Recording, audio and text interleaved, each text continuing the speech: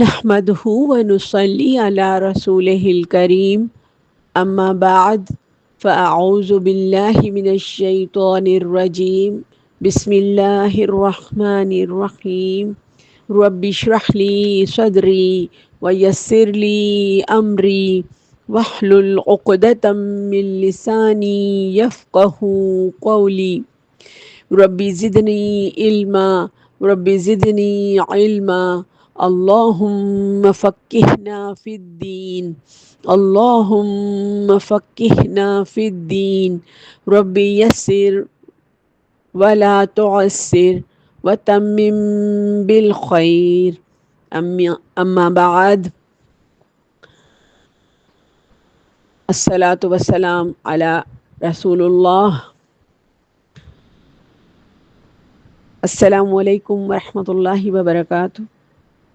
آج ہم سورہ بقرہ کی تفسیر اسٹارٹ کریں گے. الحمدللہ سورہ بقرہ قرآن پاک کی سب سے بڑی سورتوں میں سے ہے اور یہ مدنی سورت ہے. ہم اس کی فضیلت اور اہمیت کے بارے میں پڑھ چکے ہیں. آج ہم سورہ بقرہ اسٹارٹ کریں گے. کتاب و تفسیر جو 2000 سے زائد صحیح احادیث کا تفسیر پر مبنی یہ انسائکلوپیڈیا ہے، یعنی احادیث کی روشنی میں یہ تفسیر ہے. آیات کو احادیث کے ذریعے واضح کیا گیا ہے. تو اس کو پوری سورہ بقرہ نہیں پڑھائی جا رہی اس میں، لیکن مختلف آیات کے ذریعے اس کو واضح کیا گیا ہے. تو سب سے پہلے سورہ بقرہ کی پہلی جو آیت ہے، اعوذ باللہ من الشیطان الرجیم الف لام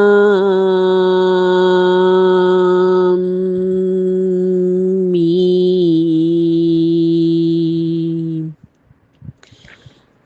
الف لام میم یہ حروف مقاطعات ہیں.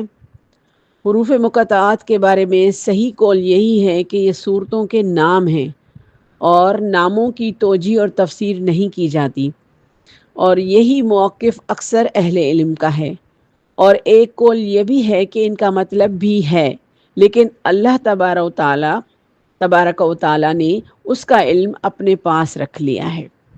اور ایک قول یہ بھی ہے کہ ان کا مطلب ہے جسے نظر کی گہرائی اور سیاق و سباق سے جانا جائے گا. پھر اس قول کے ماننے والوں نے اس بارے میں کافی اختلاف کیا ہے، جبکہ سب سے بہتر قول اس بارے میں یہ ہے کہ قرآن بھی انہی حروف سے مرکب ہے جن سے یہ آپس میں باتیں کرتے ہیں. لہٰذا قرآن نے انہیں چیلنج کیا ہے کہ تم بھی بنا کے دکھاؤ، گرچہ ایک ہی آیت کیوں نہ ہو. اور ان حروف مقاطعات کا راز یہ ہے کہ انہیں کبھی ایک حرف پر پیش کیا گیا، یعنی صرف صاد، نون، قاف، اور کبھی 2 حرف پر پیش کیا جیسے حا میم، اور کبھی 3 حرف پر پیش کیا گیا یعنی الف لام میم، اور کبھی 4 حرف پر پیش کیا گیا الف لام میم را، کبھی الف لام میم صاد 5 حرف، کبھی کاف یا عین صاد. تو یہ عربوں کا آپس میں کلام بھی ایک حرف سے لے کر زیادہ سے زیادہ 5 حروف پر مشتمل ہوتا تھا. چنانچہ ایک حرف کی مثال شاعر کا یہ قول ہے، یعنی قولت قوف ای وقفت، یعنی ٹھہرنے کے لیے صرف قوف کہا. آیت شروع ہوتی ہے ذالک الکتاب لا ریب فیہ ھدی للمتقین. اللہ تعالیٰ اس قول کے بارے میں یہ وہ کتاب ہے جس میں کوئی شبہ نہیں، یہ پرہیزگاروں کے لیے ہدایت ہے. الکتاب سے مراد قرآن کریم ہے. فرمان باری تعالیٰ ہے پرہیزگاروں کے لیے ہدایت ہے. ہدایت سے مراد قرآن میں وارد وہ اوامر اور منہیات کی تفاصیل ہیں جن سے صرف اللہ کے پرہیزگار بندے ہی استفادہ کر سکتے ہیں۔ جیسا کہ اللہ تعالیٰ نے فرمایا، کہہ دیجئے وہ مومنوں کے لیے ہدایت اور شفا ہے۔ سورہ فصلت کی آیت نمبر 44 کا ترجمہ تھا۔ یعنی یہ قرآن پاک ان کو شفا دے گا روحانی طور پہ جو متقی اور پرہیزگار ہیں۔ قرآن پاک میں ہر چیز کلیئر واضح بتا دی گئی ہے، کسی بندے کو یہ شک شبے کی گنجائش نہیں رہتی اور یہ سوال کرنے کی گنجائش نہیں رہتی کہ قرآن کس پر نازل ہوا، قرآن کا مقصد کیا ہے، قرآن ہمیں کیا کہتا ہے، قرآن میں کن لوگوں کا ذکر ہے، قرآن کس کو شفا دیتا ہے، قرآن کس کے لیے عبرت ہے۔ تو یہ سوال کرنے کی کسی کو حجت ہی نہیں ہے۔ اللہ رب العزت نے اس قرآن پاک میں ساری چیزیں واضح کر کے بتا دی ہیں، اور احادیث کی روشنی میں ہمیں اور روشن ستارے کی طرح چمکتی ہوئی نظر آتی ہیں۔ صرف سمجھنے کے لیے دل چاہیے، دماغ چاہیے۔ رہی بات متقیوں کے علاوہ کفار و مشرکین کی، تو ان کے لیے اللہ تعالیٰ کا یہ ارشاد ہے، اے لوگو تمہارے پاس تمہارے رب کی طرف سے سند اور دلیل آ پہنچی اور ہم نے تمہاری جانب واضح اور صاف نور اتار دیا ہے۔ سورہ نساء کی آیت ہے۔ اور اللہ تعالیٰ کا ارشاد ہے، تمہارے پاس اللہ تعالیٰ کی طرف سے نور اور واضح کتاب آ چکی ہے۔ سورہ مائدہ کی آیت ہے۔ تو نور سے مراد روشنی ہے۔ مزید اللہ تعالیٰ کا ارشاد ہے کہ الف لام را، یہ عالی شان کتاب ہم نے آپ کی طرف اتاری ہے کہ آپ لوگوں کو اندھیروں سے اجالے کی طرف لائیں۔ سورہ ابراہیم کی آیت ہے۔ یعنی ذالک الکتاب جو ہے، یہ کتاب جو قرآن پاک ہے، یہ متقیوں کے لیے ہدایت، ان لوگوں کے لیے جو متقی اور پرہیزگار ہیں۔ اگلی آیت ہے، الذین یؤمنون بالغیب ویقیمون الصلاۃ ومما رزقناہم ینفقون۔ اس میں اللہ تعالیٰ کا یہ فرمان کہ جو لوگ غیب پر ایمان لاتے ہیں اور نماز قائم رکھتے ہیں اور ہمارے دیے ہوئے مال میں سے خرچ کرتے ہیں، فرمان باری تعالیٰ ہے کہ وہ غیب پر ایمان لاتے ہیں۔ غیب کہتے ہیں ہر اس چیز کو جو چھپی ہوئی ہو، لوگوں کے سامنے نہ ہو، جس کا ادراک انسانی حواس سے کرنا ممکن نہ ہو۔ جیسے وجود باری تعالیٰ، اللہ کیسا ہے، کیسا دکھتا ہے، کیسے اس کے ہاتھ ہیں، کیسے اس کے پیر ہیں، کیسے وہ دوڑ کے چل کے آتا ہے۔ تو اللہ تعالیٰ کے بارے میں ہم کوئی بھی گمان کچھ بھی نہیں کر سکتے۔ وہ جیسا ہے اپنی شان کے لائق ہے، وہ اپنی شایان شان ہے۔ ہم اس کے بارے میں کچھ بھی نہیں کہہ سکتے۔ وہ قادر مطلق ہے۔ ان اللہ علی کل شیء قدیر، وہ ہر چیز پہ قادر ہے، ہر چیز پہ قادر ہے۔ فرشتے، ہمیں نہیں پتا فرشتے کیسے ہیں، ان کی شکل کیسی ہے، وہ کیسے اڑتے ہیں، کیسے آسمان سے نیچے آتے ہیں، کیسے اوپر جاتے ہیں، کیسے ہمارے اعمال نامے لکھتے ہیں، کیسے ہمیں اچھے اور برائی کے لیے ہماری مدد کرتے ہیں، کیسے ہم نہیں جانتے۔ لیکن ہمارا ایمان ہے اس بات پر۔ آخرت کا دن آنا ہے، لازمی آنا ہے۔ جنت اور دوزخ، قرآن پاک میں اللہ تعالیٰ نے اس کی تصویر کشی کر دی ہے کہ جنت اتنی خوبصورت ہوگی، دوزخ اتنا عذاب تابناک ہوگا، لیکن ہم نے دیکھا تو نہیں نا، ہم نے دیکھا نہیں، ہم امیجن کرتے ہیں بس، اور اس حقیقت کو مانتے ہیں۔ اسی طرح وہ برزخی زندگی جسے اللہ تعالیٰ نے مرنے کے بعد تیار کر رکھی ہے، جو یہ زندگی جو دنیا کی زندگی ہے، یہ تو ہماری کھلی کتاب ہے۔ اس میں تو ہم جو بھی کریں گے، ہمیں پتہ ہے کہ ہم نے گناہ کیا ہے تو سزا ملے گی، نیکی کی ہے تو اجر ملے گا۔ لیکن کون سی نیکیاں قبول ہوئی، کہ کون سے گناہ ہمارے قائم و دائم رہے، تو ان کی سزا اور جزا ہماری قبر میں ہوگی۔ تو یہ جو برزخی زندگی ہے، یہ بھی ہونی ہی ہونی ہے، لازماً ہونی ہے۔ تو ان پر ایمان رکھنا، ٹھیک ہے نا، یہ تمام چیزیں جن کا ذکر قرآن اور سنت صحیحہ میں وارد ہوا ہے۔ فرمان باری تعالیٰ ہے، نماز کو قائم رکھتے ہیں، یعنی وہ لوگ جو نماز کی پابندی کرتے ہیں۔ اقامت نماز کہتے ہیں نماز کو مکمل طور پر ادا کرنے کو، یعنی اچھی طرح وضو کرنا، قرآن پڑھنا، رکوع سجود پورا کرنا، تشہد کرنا، یعنی ٹھونگے نہیں مارنا، نماز قائم کرنا، نماز کی اقامت پر پابندی سے قائم رہنا، مطلب یہ کہ نماز کا جو اہتمام ہے نا، نماز کو ہم نے کتنا ٹائم دینا ہے، اور تاکہ ہمارے جتنے بھی ارکان ہیں وہ بہترین طریقے سے ادا ہو جائیں اور بہت ہی خوشی اور خضوع کے ساتھ ہماری نماز ہو جائے۔ ہمیں ٹھونگے نہیں مارنے، ہم نے جلدی جلدی نہیں کرنی، جلد بازی نہیں کرنی، قیام کیا جلدی سے رکوع میں گئے، جلدی سے سجدے میں گئے، جلدی سے تشہد کیا، دوسرا سجدہ کیا، تو بھگم دوڑ والی نہ ہو بات، سکون والی بات ہو۔ تو اقامت جو ہے وہ اس کو کہتے ہیں کہ نماز کو مکمل طور پر صحیح ٹائم دے کر ادا کرنا، نبی کریم صلی اللہ علیہ وآلہ وسلم پر درود پڑھنا، اور ساتھ ہی اس کے اوقات کی پابندی کرنا۔ اگلی آیت ہے ختم اللہ علی قلوبہم وعلی سمعہم وعلی ابصارہم غشاوۃ ولہم عذاب عظیم۔ اللہ تعالیٰ کا یہ ارشاد، اللہ تعالیٰ نے ان کے دلوں پر اور ان کے کانوں پر مہر کر دی، اور ان آنکھوں پر پردہ ہے، اور ان کے لیے بڑا عذاب ہے۔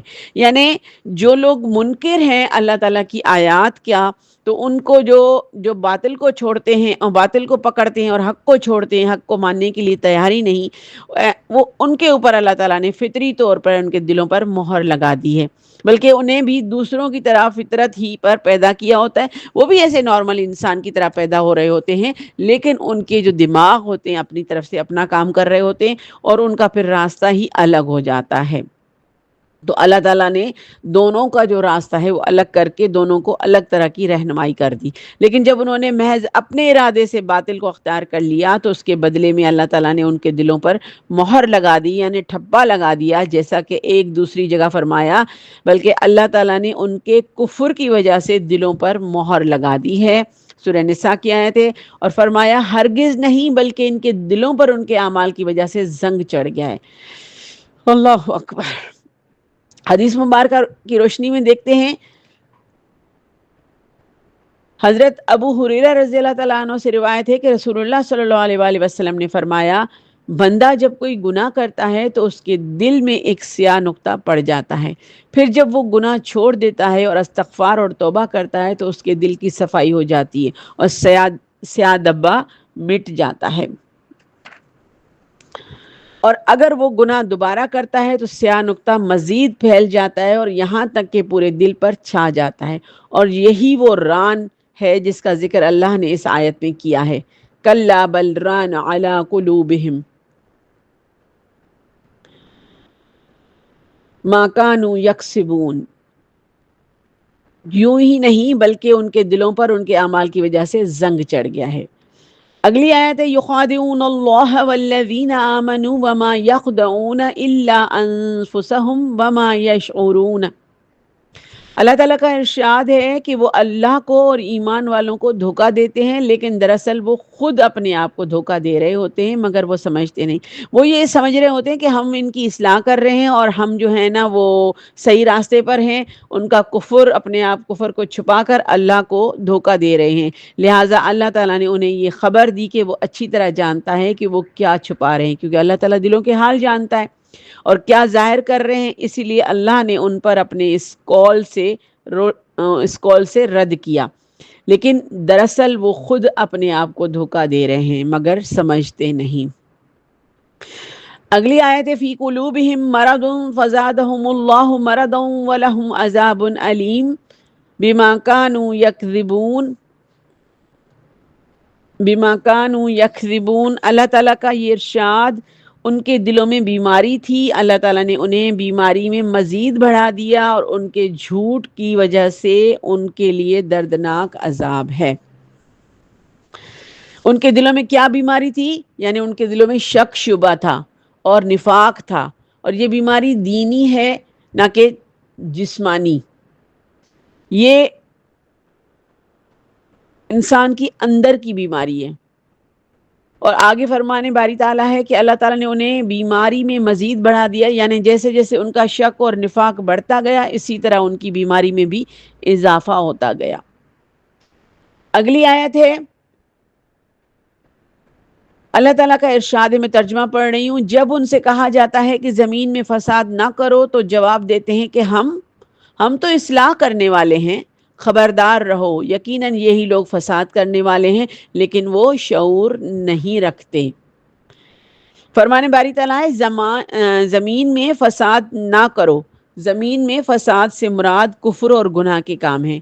اسی کو صحابہ کی ایک بڑی جماعت نے کہا ہے کہ جن میں ابن مسعود اور ابن عباس رضی اللہ تعالیٰ عنہم بھی ہیں، کیونکہ زمین میں تعمیر بغیر اطاعت کے ممکن ہی نہیں. فرمان باری تعالیٰ ہے کہ وہ جواب دیتے ہیں کہ ہم تو اصلاح کرنے والے ہیں، یعنی ہم ہدایت اور بھلائی پر ہیں. تو اس کے جواب میں اللہ تعالیٰ نے فرمایا خبردار ہو جاؤ، خبردار ہو، یقیناً یہی لوگ فساد کرنے والے ہیں لیکن شعور نہیں رکھتے، سمجھ نہیں رکھتے، یعنی وہ کفر، گمراہی اور نفاق پر ہیں. لہٰذا حقیقی فساد برپا کرنے والے یہی لوگ ہیں، گرچہ اس بات کا دعویٰ کرتے ہیں کہ یہ اچھا کر رہے ہیں، یہ صحیح ہیں، یہ اپنی جگہ پہ درست ہیں، حالانکہ وہ درست نہیں ہیں. یہ اللہ اور اللہ کے رسول اور اس کی کتاب سے جہالت اور بغض رکھنے کی وجہ سے ہے. اگلی آیت ہے وَإِذَا قِيلَ لَهُمْ آمَنُوا وَإِذَا قِيلَ لَهُمْ آمِنُوا كَمَا آمَنَ النَّاسُ قَالُوا أَنُؤْمِنُ كَمَا آمَنَ السُّفَهَاءُ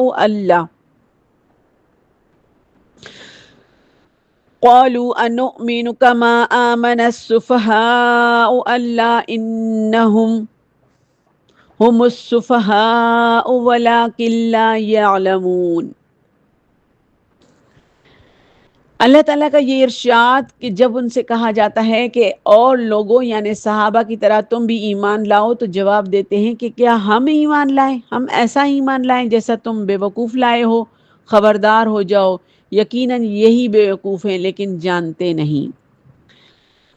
فرمان باری تعالیٰ ہے جب ان سے کہا جاتا ہے، یعنی ان منافقوں سے جو اسلام کو ظاہر کرتے ہیں اور کفر کو چھپاتے ہیں، کیونکہ وہ آپس میں کہتے تھے کیا ہم محمد صلی اللہ علیہ وآلہ وسلم کے ان بے وقوف ساتھیوں کی طرح ایمان لے آئیں. تو اللہ تعالیٰ نے ان پر اپنے اس قول سے رد کیا، خبردار ہو جاؤ، یعنی یقیناً یہی بے وقوف ہیں. اور بے وقوف وہی ہے جو اپنی مصلحت سے بے خبر ہوتا ہے اور اس کے نتیجے میں خود اپنا نقصان کرتا ہے، اور یہ صفت ان منافقین پر پورا فٹ آتی ہے. اگلی آیت ہے اللہ تعالیٰ کا ارشاد ہے، ترجمہ کر رہی ہوں. اور جب ایمان والوں سے ملتے ہیں تو کہتے ہیں کہ ہم بھی ایمان والے ہیں، اور جب اپنے بڑوں کے پاس اور اپنے سرداروں کے پاس جاتے ہیں تو کہتے ہیں کہ ہم تو تمہارے ساتھ ہیں، ہم تو ان سے صرف مذاق کرتے ہیں. اللہ تعالیٰ بھی ان سے مذاق کرتا ہے اور انہیں ان کی سرکشی میں اور بہکاوے میں اور بڑھا دیتا ہے. اللہ اکبر. اللہ پاک معافی دے، اللہ پاک معاف کرے. فرمانی باری تعالیٰ ہے اپنے شیاطین کے پاس، یعنی وہ اپنے سرداروں کے پاس جاتے، اپنے رؤساء اور بڑے لوگوں کے پاس جاتے، اور وہ یہود، کفار اور مشرکین کے علماء ہیں. اور یہاں شیاطین سے مراد انسانوں کے شیاطین ہیں، کیونکہ جس طرح شیاطین جس طرح جناتوں میں ہوتے ہیں اسی طرح انسانوں میں بھی ہوتے ہیں، جیسا کہ اللہ تعالیٰ نے فرمایا اور اسی طرح ہم نے ہر نبی کے دشمن بہت سے شیطان پیدا کیے تھے، کچھ آدمی اور کچھ جن میں سے بعضوں کو چکنی چپڑی باتوں کا وسوسہ ڈالتے رہتے تھے تاکہ ان کو دھوکے میں ڈال دیں. سورہ الانعام کی آیت تھی، ترجمہ تھا. اور انسانوں میں شیاطین وہ ہیں جو لوگوں کے سامنے یہ صفائی دیتے رہتے ہیں کہ وہ اپنے قول و کردار میں مخلص ہیں، حالانکہ وہ لوگوں میں سب سے زیادہ فاسق اور فاجر اور فسادی ہوتے ہیں. فرمان باری تعالیٰ ہے ہم تو ان سے مذاق کرتے ہیں، یعنی محمد صلی اللہ علیہ وآلہ وسلم کے ساتھیوں سے مذاق کرتے ہیں اور کہتے ہیں کہ ہم بھی تمہاری طرح مومن ہیں. چنانچہ اللہ تعالیٰ نے ان پر رد کرتے ہوئے فرمایا اللہ تعالیٰ بھی ان سے مذاق کرتا ہے، اور یہ مقابلے کے طور پر ہے نہ کہ مطلق طور پر، کیونکہ مقابلے کی حالت میں یہ قوت، کمال اور عدل پر دلالت کرتا ہے، نہ کہ اس طرح کے پہل کرنے میں، کیونکہ اس وقت یہ مذمت کی صفت ہو جائے گی. اس لیے ابن عباس رضی اللہ تعالیٰ عنہ سے مروی ہے کہ اللہ ان سے مذاق کرتا ہے ان سے بدلہ لیتے ہوئے. اللہ تعالیٰ بھی جیسے وہ کافروں نے مکر کیا اور اللہ تعالیٰ نے خفیہ تدبیر کی، اور اللہ تعالیٰ سب خفیہ تدبیر کرنے والوں میں سے بہتر تدبیر کرنے والے ہیں، تو ان کی چال بازیاں چلنے والی نہیں.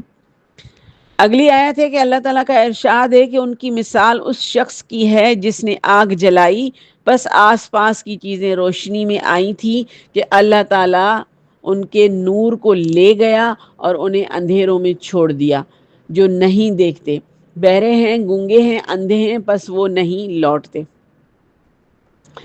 اللہ تعالیٰ نے منافقین کی مثال بیان کی ہے کہ اگر وہ حقیقت میں مومن ہوتے تو ان کی مثال ویسے ہی ہوتی جیسے کسی نے آگ جلائی جس نے آس پاس کی چیزوں کو روشن کر دیا، لیکن چونکہ حقیقت میں وہ ایمان نہ لائے تھے بلکہ وہ کافر اور منافق ہیں، لہٰذا ان کی مثال اس شخص کی طرح ہے جس کے نور کو اللہ ختم کر دے اور اس کے لیے ہر چیز تاریک ہو جائے، اور پھر وہ اس تاریکی میں اس بہرے کی طرح ہو جاتا ہے جو خیر کی بات نہیں سنتا، وہ گونگا ہے جو حق کی بات نہیں بولتا، اور وہ اندھا ہے جو حق نہیں دیکھتا، آپ انہیں کتنا ہی سمجھائیں وہ واپس نہیں لوٹ سکتے۔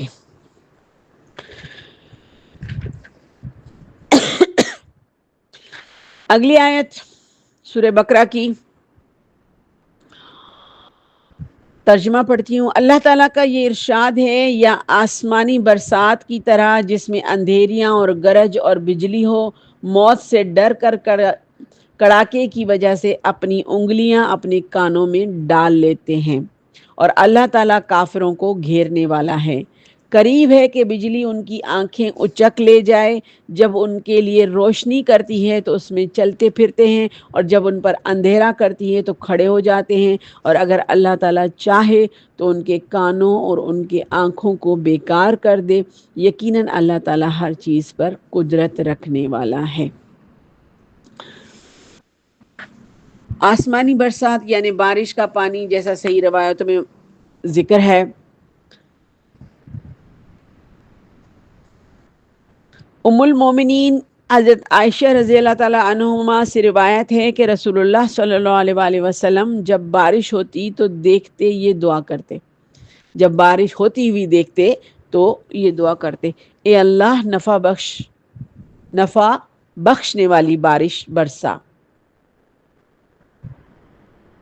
اس آیت کریمہ کے اندر اللہ تعالیٰ نے منافقوں کی ایک دوسری مثال بیان کی ہے کہ وہ اس بارش کی طرح ہیں جو تاریکیوں میں نازل ہوتی ہے، لہٰذا وہ اپنے نفاق اور سلوک میں تاریکیوں کی طرح ہے، اور فرمان الہی ہے، اور کڑک سے مراد وہ چیخ ہے جو دلوں کو گھبرا دیتی ہے، اور اس طرح منافق مسلسل خوف میں جیتا ہے۔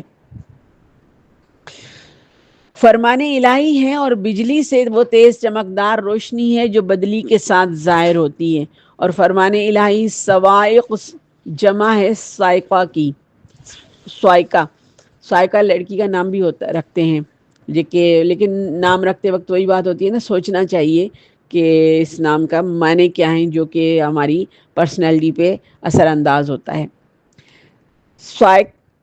صاعقہ سے مراد آگ ہے جو کڑک کے وقت آسمان سے نازل ہوتی ہے، جو بجلی نازل ہوتی ہے نا آسمان سے، وہ والی اس کو صاعقہ کہتے ہیں۔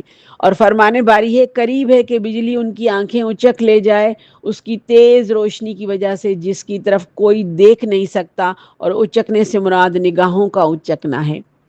یہ منافقوں کی حالت ہے، انہیں اس کڑک کا سامنا ہے جو ان کے دلوں کو خوف میں ڈال دیتا ہے، اور وہ بجلی جو ان کی آنکھوں کو خیرہ کر دیتی ہے، سو وہ اپنی انگلیوں کو ڈر اور خوف کے مارے اپنے کانوں میں کر لیتے ہیں، پھر بھی ان کا یہ احتیاط انہیں اللہ کی اس قدرت سے کچھ بھی فائدہ نہیں پہنچا سکتا جو انہیں ہر طرف سے گھیر کر رکھا ہے۔ ابن عباس رضی اللہ تعالیٰ عنہ سے مروی ہے کہ جب ان کے لیے روشنی کرتی ہے تو اس میں چلتے پھرتے ہیں، یعنی کہتے ہیں کہ جب جب اسلام کو سربلندی حاصل ہوتی ہے تو یہ منافقین خاموش رہتے ہیں، لیکن جب اسلام پر کوئی مصیبت آتی ہے تو یہ کفر کی طرف پلٹ جاتے ہیں، جیسا کہ اللہ تعالیٰ نے فرمایا، بعض لوگ ایسے بھی ہیں کہ ایک کنارے پر کھڑے ہو کر اللہ کی عبادت کرتے ہیں، اور اگر کوئی نفع مل گیا تو دلچسپی لینے لگتے ہیں، اور اگر آفت آ گئی تو اسی وقت منہ پھیر لیتے ہیں، اور انہوں نے دونوں جہانوں کا نقصان اٹھا لیا۔ واقعی یہ کھلا نقصان ہے۔ سورہ الحج کی آیت نمبر 11 کا ترجمہ تھا۔ ابن جریر طبری رضی اللہ رحمۃ اللہ علیہ نے روایت کیا ہے کہ ابو العالیہ سے اللہ تعالیٰ کے اس قول کے بارے میں مروی ہے، جب ان کے لیے روشنی کرتی ہے تو اس میں چلتے پھرتے ہیں، جب ان پر اندھیرا کرتی ہے تو کھڑے ہو جاتے ہیں۔ ان کی مثال ان لوگوں کی ہے جو نکلے ہوں ایسی تاریک رات میں جس کے اندر راستے میں کڑک اور بجلی کے ساتھ بارش ہو رہی ہو۔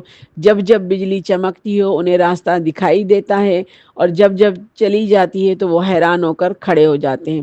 بالکل اسی طرح منافق ہوتا ہے، جب مخلص ہوتا ہے تو اس کے لیے روشنی ہوتی ہے، اور جب جب وہ شک و شبے میں پڑتا ہے تو وہ ششدر و حیران ہو کر تاریکی میں چلا جاتا ہے۔ اگلی آیت میں چلتے ہیں۔ یا ایھا الناس اعبدوا ربکم الذی خلقکم والذین من قبلکم لعلکم تتقون۔ اللہ تعالیٰ کا ارشاد ہے کہ اے لوگو اپنے اس رب کی عبادت کرو، اپنے اس رب کی عبادت کرو جس نے تمہیں اور تم سے پہلے کے لوگوں کو پیدا کیا، یہی تمہارا بچاؤ ہے۔ جس نے تمہارے لیے زمین کو فرش اور آسمان کو چھت بنایا، اور آسمان سے پانی اتار کر اس سے پھل پیدا کر کے تمہیں روزی دی، خبردار باوجود جاننے کے اللہ کے شریک مقرر نہ کرو۔ اور ہمارے پاس کیا حالت ہے؟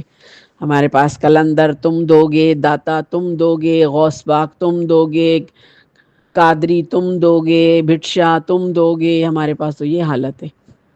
اللہ اکبر! کھاتے رب کا ہیں اور گن گاتے ہیں اپنے پیروں فقیروں کے۔